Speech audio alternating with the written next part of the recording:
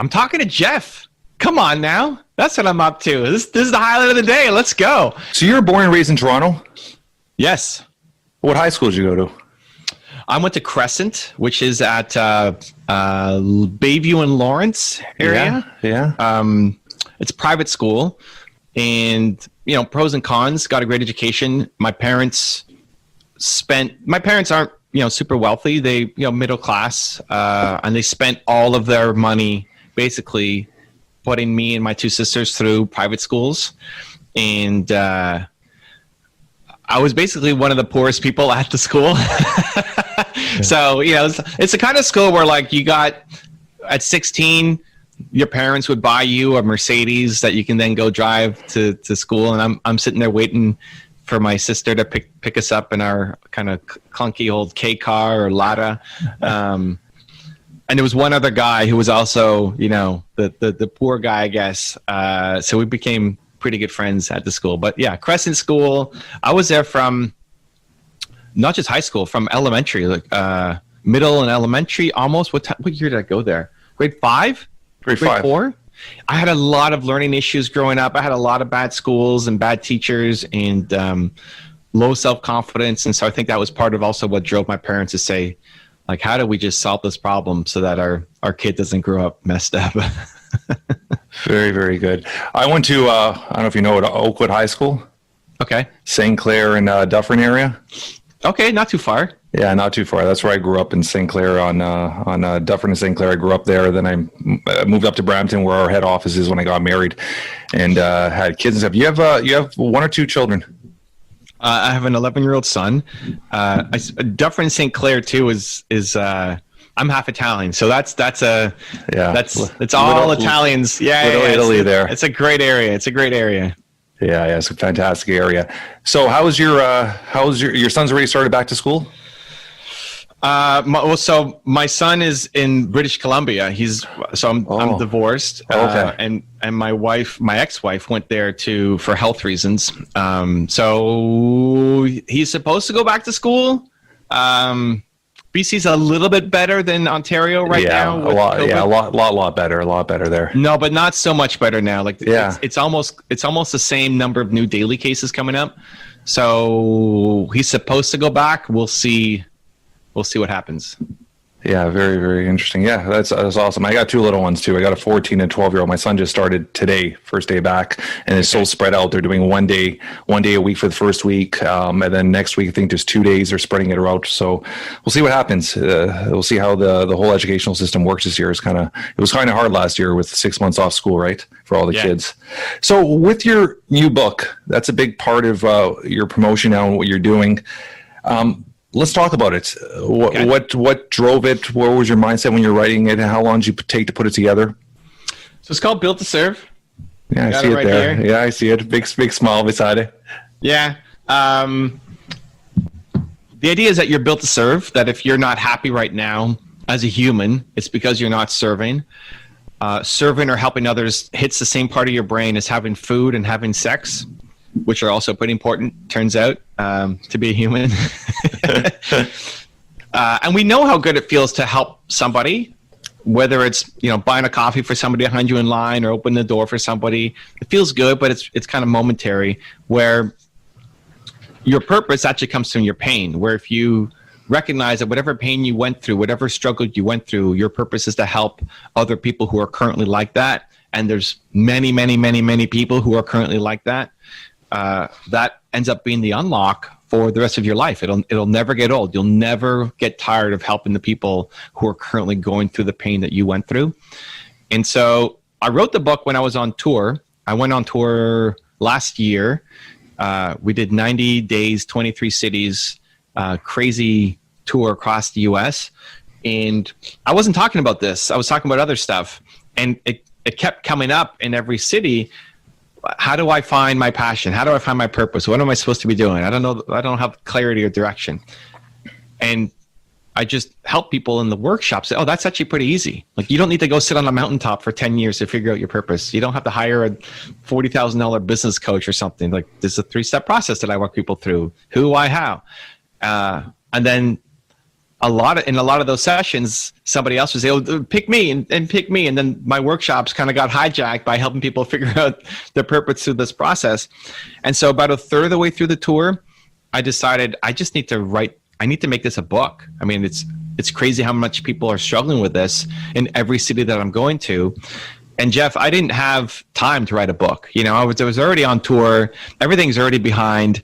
We're also spending a day. So every 4 days we're in a new city, and one of those days was traveling, and one of those days was actually seeing the city because my wife wanted to try the food and see the local stuff and the architecture and all that. So now I'm already down to 2 to 2.5 days every 4 of actually working. But I said, you know what, I have to write this book, and sometimes those projects just call to you. And did you have a ghostwriter, or you did it on your own? Oh no, I don't have a ghost. I write everything. Everything awesome. I make is awesome. Yeah, it's me. Awesome. The audiobook I read myself. That's awesome. I insisted on it. I mean, they paid me to do it, but I would have done it for free, or I would have made sure that I read it because I didn't want a voice actor doing it. And the last third of the book I actually wrote. It came together very quickly in terms of writing it, but the process of coming up with the content has been years, right? Yeah, of course. Been doing all the work that I've been doing for the past 20 years. I broke my neck 2/3 of the way through my tour. So with a month left of my tour, I'm in Colorado, and I break my neck in 2 spots. How did that happen? I fainted. I like biohacking stuff, but I also have a really weak stomach. Yeah. And so I was researching some biohacking stuff and just passed out. I've never fainted in my life. I passed out. And nothing glamorous, not like you should see the other guy, or I was skydiving or something. I was sitting in a chair reading and passed out. And I hit my head. I hit my head here on the drywall, and then the back of my head I cut open on the baseboard, and broke my neck in 2 spots, and had a concussion and compressed my spine and all this stuff. And how long ago was this? This was March of last year. So still pretty recent. Yeah. So on my wife's birthday. Yeah. March last year. How are you feeling now? Almost there. There's still some little bit of rehab and stuff going. But that was one of the hardest decisions of my life. The most physically painful thing I've ever gone through in my life, for sure. And also, I don't know if you ever had a concussion, but that was my first concussion ever. And not being able to think clearly is not something I'm used to, and was really, really, really hard. Anyway, so I continued on the tour because everybody wanted me to go home, but I wanted to continue on the tour because talking to entrepreneurs, helping them is my purpose, and that's healing for me. Yeah. I would much rather be in a hotel room, banquet hall, whatever, in Minnesota with 3 pillows behind me and an ice pack on me for 4 hours while I sit at the front of the room talking. I'd much rather do that than just be at home lying in bed. Like this was healing for me. And I wrote the last part of the book when we were going to New York. From Toronto to New York is about an 8.5 hour, 9 hour drive. Yeah. And I had a meeting there, and I wasn't allowed to fly because of my broken neck, the pressure up and down. They didn't clear me to fly. So we had to drive there for a meeting. And I couldn't drive either because I'm wearing this neck brace for 60 days. So my wife had to drive. And so I sat, in the passenger seat, which I'm not used to. And we drove to New York and back for my meeting. And I wrote the last third of the book in the car while she was driving. So it all came together pretty quickly. And it just felt like it had to get out. It had to be released. And so far the reviews have been pretty good, but yeah. No, congrats on that, buddy. So it's a lot of work going behind writing a book, right? And it's a lot of, like I said, it doesn't happen overnight. It's a lot of years of experience and knowledge, and it builds up to that one moment when it's the right time to do it. So I appreciate that part of it. When you were doing your tour last year, how many stops did you say you did? 23 cities in 90 days. That's crazy. That is a lot of does sound crazy, right? It does when you think of the number, because you're saying the traveling time, the downtime, it's just those 90 days, those 3 months are just go. Yeah, it was me and my wife. Yeah. Me, my wife, my camera guy, and we drove. We rented a Suburban, and we drove from Toronto all the way to San Diego and back. which is crazy. Which is San Diego. You're looking at, if you were to drive straight, you're looking at a 7-8 day drive almost. It depends on how many stops, but it's a long drive. Yeah. But we stopped. Most drives were 6 or so hours. So it was right through the U.S. You didn't do any Canadian stops through the time, or it was all right through the U.S.? All U.S. Yeah. Toronto. I did a Toronto. Toronto I did as our hometown. I did Toronto as a test run. Yeah. And I just brought some of my friends to say, hey, I did the tour because my greatest fear is disappointing people and getting on stage. I love doing the work, but it terrifies me the most because my biggest fear is I'm going to get on stage and I'm going to disappoint people and I don't want to waste somebody's time. And so I thought, how do I crush this? Well, I'm going to get on stage every 4 days in a different city and just beat it out of me. And so that, the tour came together pretty quickly.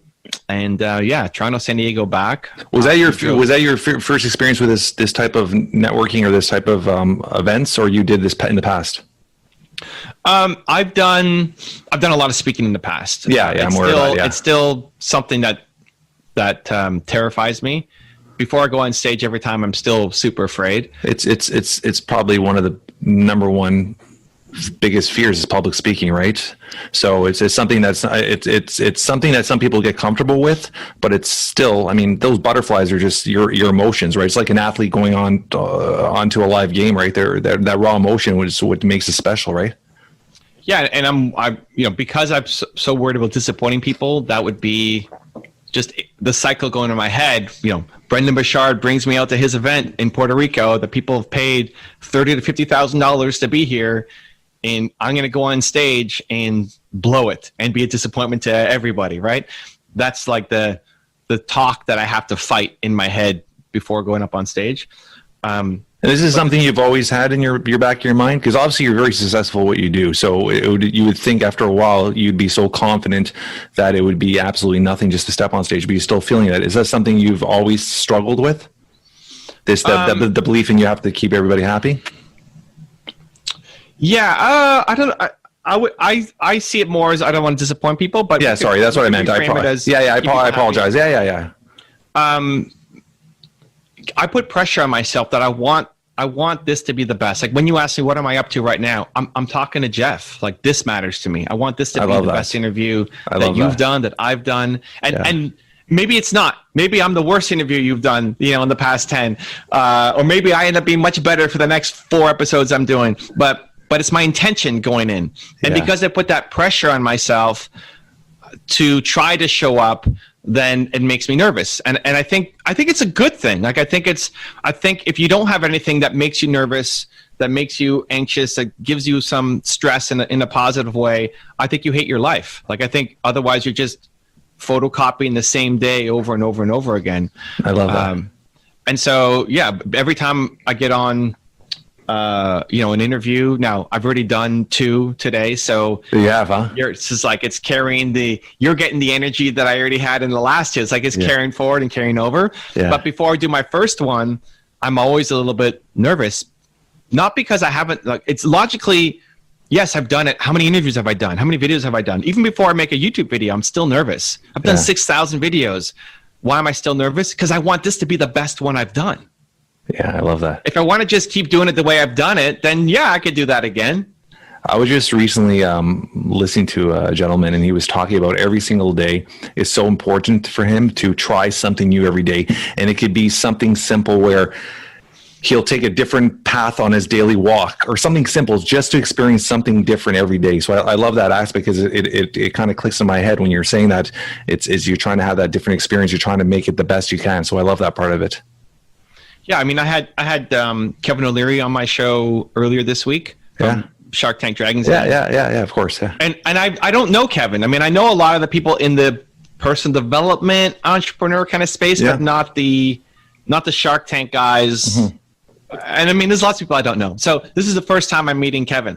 And the first hour leading up to that interview where I had him on my show, I was useless. plotted an hour of my calendar to prepare for the show. It's like, I know Kevin, what he's doing kind of, but I don't really know what he's doing right now, right? Yeah. I know him from Shark Tank. Yeah, of course. Yeah. But like, what does he care about right now? I don't know. So let me spend some time going through his Instagram and his website and just see kind of what he's talking about, so we have some conversation points, because I don't want him to come on and be disappointed by, you know, what we're creating. Now, logically, I could say, well, Kevin's a pro. How many interviews has he done? Like, he could just carry the show by himself. Yeah. I've already had Tony Robbins on and Gary Vee on and all these guys, so why am I so worried? But it's still the emotional side of things, and that it took me maybe 15 minutes to actually prep for the interview, just to get to the point, like, okay, I know what we're going to talk about. And then the rest of the 45 minutes leading up to it was just basically wasted time. You know, I couldn't really do anything that required focus because I was still just nervous about. I'm laughing now because what you're saying was me today. Yeah, and it's crazy because I've this whole podcast world, this whole self-building a brand of myself just started. That journey just started about 6 months ago.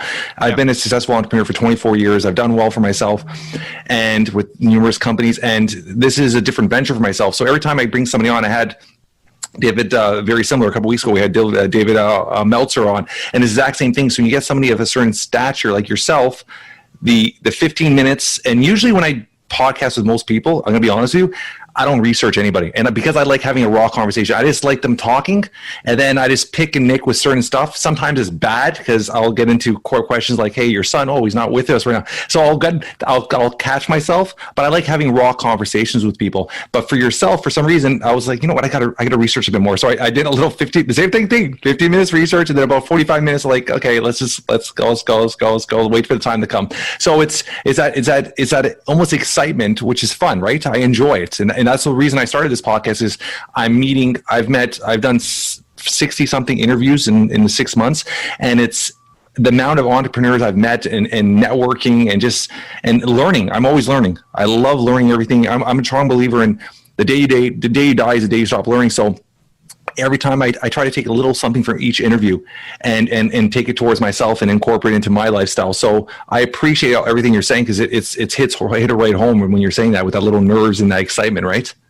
I think it's great. I think it's healthy. Like, I think it can be debilitating. I think, you know, Evan from 10 years ago might have stressed out for a week before Kevin O'Leary coming on. Evan from 15 years ago probably would have found the reason not to do the show with Kevin O'Leary, right? I would have found that, oh, I'm too busy, really, because I'm just afraid that it's not going to go well, so find an excuse out. But, you know, an hour before, I think it's good. I think if you look at your calendar, look at the week ahead, look at the month ahead, and there's nothing in there that makes your heart beat a little bit faster, I think you hate your life. Like, I think you have to have some of those things in your calendar, otherwise you hate your life. No, I love that part. There's one thing I don't know if you had a chance to take a look at it, but I threw you a message. I know you're crazy busy with your social media. I threw a message to you. You had done a post saying, and it's something you hashtag strongly, and most of your posts is hashtag believe. And you've done a post, and I think you did an interview and said hashtag believe in yourself. And that's something. My son was born 12 years ago. We went through 4 months of sick kids. He was diagnosed with CP, and he became my purpose. And he was originally supposed to be in a wheelchair, and I got him out of a wheelchair. He was in AFOs. I got him out of AFOs. He's my purpose, and now he's getting ready to run his first little marathon at 12 years old. Nice, dude. And he's became my purpose. Sorry, what's CP? Cerebral palsy. Oh, cerebral palsy. Okay, great. Yeah. So, and we've shattered every barrier. Like, if you take a second look at my post, you'll see this kid. He's 12-year-old, jacked, works out every day, plays baseball. And I've kind of broken that barrier because he became my purpose. I had a drive to get him. And that also it actually helped my companies as well, because it focused me to focus on passive income. And I started getting into a lot of vacation rentals. Like, I got properties up in Blue Mountain, Muskoka. So I started doing a lot of different ventures. And one thing I've always said to him is you're gonna be picked on. There's kids are gonna be mean to you because you have AFOs, you have braces, and it's on your legs and stuff like that. And this is now he's out of them. But I always said to him, you gotta. And it was one thing I instilled from day one is believe in yourself. And I got signs made for him and my daughter, and they're outside their bedroom, right on top of their door. It says in wood, a huge sign that says "Believe in yourself." So every time they go to bed every night, they look at that sign, and I try to instill them. So when I saw that, it hit close to home when you said that, which I appreciate as very, very much. It's a huge thing. I think a lot of parents have to instill in their children is that constant drive of believing in yourself. So that was a big thing when I saw that. I was like, I gotta get this guy on my show, right? Cool. I mean, my parents used to always. They're on my wall behind me. So this is a picture here where I'm 8 or 9 years old in this picture, so maybe a little bit younger than your guy now. But and my parents here, and they would always tell me that you're Evan Kashili Carmichael. You can do anything that you believe that you can, and that's a message that is still kind of. That's why they're on the wall here. So when I walk into here, are your parents still with us? Yeah, they're still here. They're 7-minute drive from where I'm at right now. So that's awesome. That's awesome. Yeah, and they still have that same voice. But I remember being a kid, and I had a whole bunch of issues, learning issues. I mean, in school, I used to hide under my desk and not participate in class. If it's like classroom, everybody's sitting down, and I'm sitting under my desk. So I had a lot of issues in school, growing up. And my parents, that's partly why they spent so much they spent all their money on trying to put me in good schools, because they wanted me to believe in myself more. So yeah, I love what you're doing with your kids. I think of Nick Tabor, who came to my workshop last year in Toronto, and he's one of the first, if not the first, personal trainer who has CP.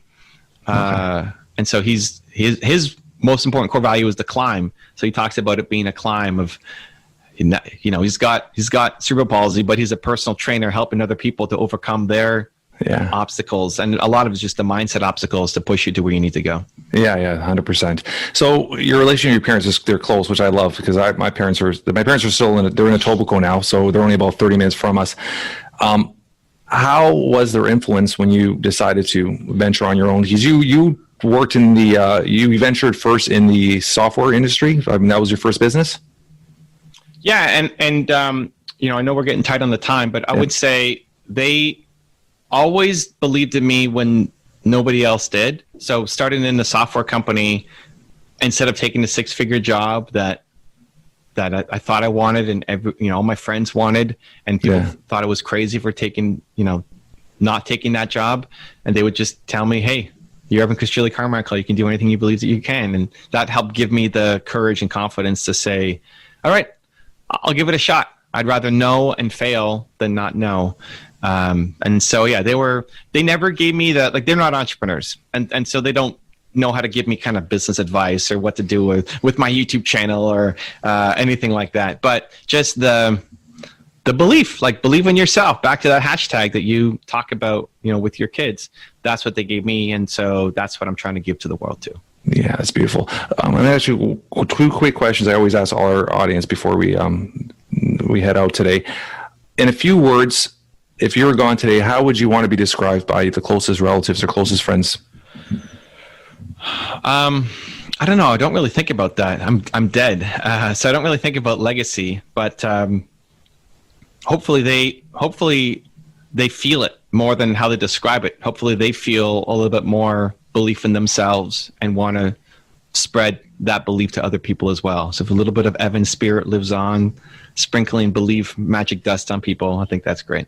That is awesome. And last question I have for you for today. Superpower. If you had one superpower, what would it be? The ability to shift somebody's self-belief. But I think you're doing that already. I'm trying, but I'm nowhere close, man. I think lack of belief is the world's biggest problem. Yeah, I think 1,000% agree. People have got all the people on your wall are great. I am Ali. I love it. Everybody could be Ali at something. Yeah. Right. Yeah, not 100%. And it's probably not the thing that they're doing now, where they went to school for, their parents did, but something you could be Ali or Winfrey or Einstein or Jobs or Jeff at something. But they just don't believe that they can. And so that's the mission I'm on with every podcast I do, every video that I make. Hopefully I can unlock one extra person, but I'm never going to solve that problem. So if I had a superpower, that's what I would do. That is awesome, brother. I appreciate you taking your time in your busy schedule. You have a busy schedule ahead of you today? Any more interviews, or are you done for today? No, I'm going till 11 o'clock. Oh, you're going till 11? Yeah, it's going to be a busy day. Yeah, that's fantastic. Any last things you want to tell our audience before you head out today? Just make today count. It's easy to get inspired, and I'm sure if you've been listening to Jeff's stuff, you're motivated. You have that extra belief in yourself, but do something today. So many people wait till tomorrow, wait till Monday, wait till their birthday, wait till January 1st, wait till summer's over, wait till whatever, right? Some fancy date in the future. Like today matters. Today matters. What are you going to do today? You've learned something from this episode. Hopefully you feel a little bit more inspired. Great. Before you go to bed tonight, what can you do to make yourself proud of the day that was? I love it, brother. Thank you very much. If you want to see another awesome interview I did, check the video right there next to me. I think you'll enjoy it. Continue to believe, and I'll see you there.